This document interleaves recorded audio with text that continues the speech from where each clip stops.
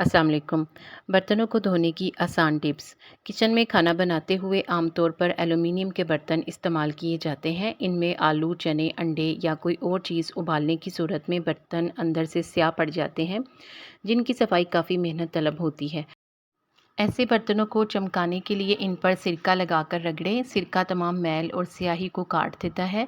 इसके बाद बर्तन धोने वाले साबुन से बर्तनों को धो लें।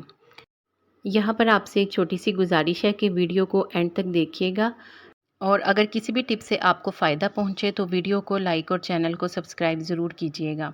और अगर आपने पहले से चैनल को सब्सक्राइब किया हुआ है तो आपका बहुत शुक्रिया। एल्युमिनियम के बर्तन में गोश्त या कोई और चीज़ जलकर चिपक गई हो तो इसे धोने के लिए सालन निकाल कर बर्तन में पानी डालें और एक प्याज के 4 टुकड़े करके डाल दें। उबाल आने तक पानी को गर्म करें। थोड़ी देर में बर्तन से जला हुआ खाना छूट जाएगा। तांबे के बर्तनों को नमक और सिरका मिलाकर साफ़ करें, बर्तन खूब साफ़ होंगे।